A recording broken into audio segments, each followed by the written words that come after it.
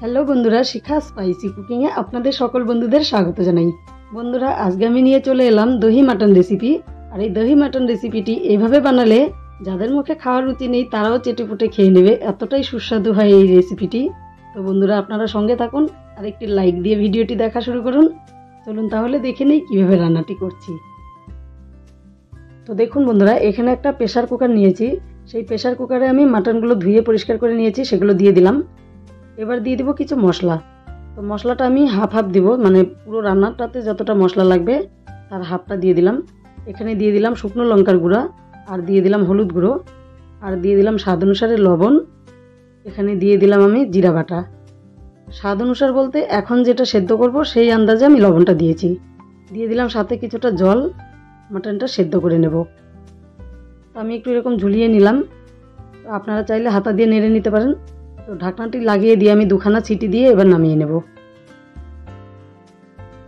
বন্ধুরা, কুকারে দুখানা সিটি পড়ার পরে আমি মাটনটাকে ঠান্ডা করে তারপরে ঢাকনাটা খুলে নিয়েছি। এবার আমি একটা পাত্রে মাটনগুলো তুলে নেব। তো দেখুন বন্ধুরা, মাটনগুলো কিন্তু তুলে নেওয়া হয়ে গেল।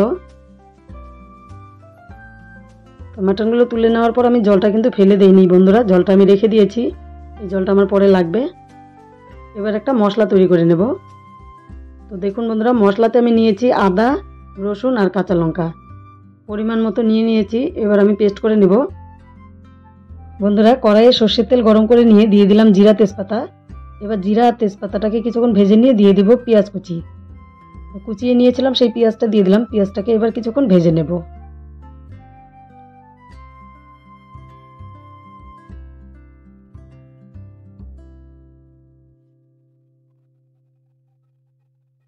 পেঁয়াজটাকে কিছুক্ষণ ভেজে নিয়ে ফিরে আসলাম বন্ধুরা। দেখুন পুরো লাল লাল কিন্তু করিনি। তো এই অবস্থাতেই আমি এখন কিছু মশলা দিয়ে দেব। যেই মশলাটা দেখিয়েছিলাম সেই মশলার সাথে আমি শুধু দিয়েছি 1 চামচের মতো গোটা জিরে আর গোটা ধনে।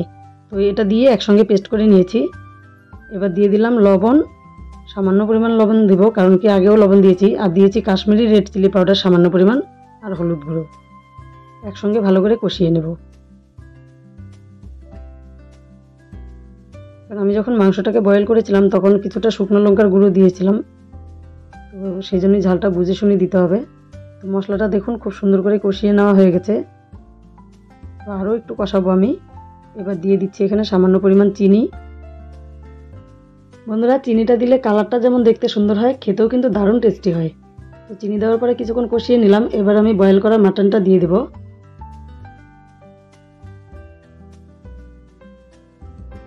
একই সঙ্গে আমি ভেজে রেখেছিলাম আলু, সেই আলু ভাজাটা আপনাদেরকে দেখাইনি।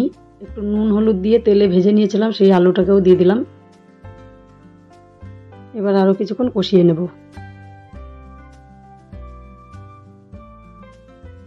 আর বেশিরভাগই মাংস রান্না করার সময় আমি একটা জিনিস দিয়ে থাকি, আমার প্রিয় জিনিস, সেটা হলো গোটা রসুন। এই গোটা রসুনটাও দিয়ে দিলাম, দুখানা রসুন দিয়ে দিলাম। আপনারা ইচ্ছে করলে বেশিও দিতে পারেন, কমিয়েও দিতে পারেন, বা না দিলেও চলবে। রসুন দিয়ে এবার আরও কিছুক্ষণ কষিয়ে নেব। এদিকে কষানো হতে থাকুক, এদিকে আমি দইটাকে ফেটিয়ে নিচ্ছি। চামচ দিয়ে খুব সুন্দর করে ফেটিয়ে নিয়েছি। এবার দইটা দিয়েও দিলাম। যেহেতু আমার এক হাতে ক্যামেরা ধরছি, আমার একটু অসুবিধা হচ্ছে, আপনারা একটু মানিয়ে নেবেন। দইটা দিয়ে আমি কিন্তু আবারও মিশিয়ে নিচ্ছি। আর দইটা দেওয়ার সময় গ্যাসের ফ্লেমটিকে কমিয়ে রাখতে হবে, তাহলে দইটা কেটে যাবে না।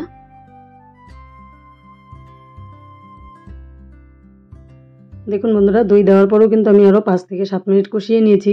আর এবার মশলাটা নিচ থেকে লেগে লেগে যাচ্ছে। তো এবার কিন্তু আমি জলটা দিয়ে দেব। মাটন সিদ্ধ করেছিলাম সেই জলটাই দিয়ে দেবো এখন।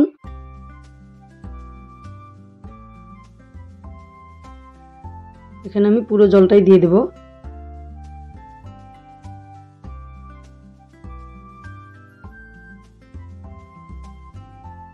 ঝোলটা দেওয়ার পর খুব সুন্দর করে নেড়ে চেড়ে দিতে হবে। তো আমি নেড়ে দিলাম।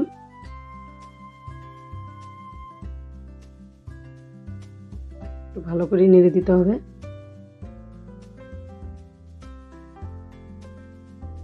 নেড়ে দেওয়া হয়ে গেছে বন্ধুরা। এবার একটা থালা দিয়ে আমি ঢেকে রাখবো। আমি এখানে 10 মিনিটের মতো ঢেকে রাখবো।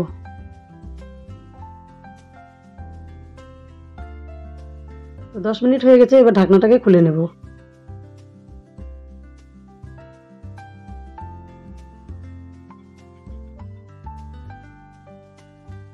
এবার ঝোলটাকে খুব সুন্দর করে জাল করে নেব। একটু নেড়ে চেড়ে দেখিয়ে দিচ্ছি। এবার গ্যাসের ফ্লেমটিকে বাড়িয়ে নিয়ে খুব সুন্দর করে জাল করে নিতে হবে। তো আমি যেহেতু একটু শুকনো শুকনো করব, তো আমি জাল করে নিয়ে ফিরে আসছি বন্ধুরা। আপনারা চাইলে ঝোলটা যেরকম রাখবেন সেভাবেই জাল করে নেবেন। তো ঝোলটা কিন্তু আমার শুকানো হয়ে গেছে, দেখুন এরকম রাখবো আমি গ্রেভিটা। তো এবার কিন্তু আমি এখানে দিয়ে দিব গরম মশলা। তো হোমমেড গরম মশলার গুঁড়োটাই দিয়ে দেব। এই গ্রেভিটা দিয়ে রুটি, পুরি, পরোটা যে কোনো কিছুই খেতে ভালো লাগবে, ভাতের সঙ্গে তো জাস্ট জমে যাবে। গুঁড়ো গরম মশলাটা দিয়ে দিলাম, এবার সুন্দর করে মিশিয়ে নিচ্ছি।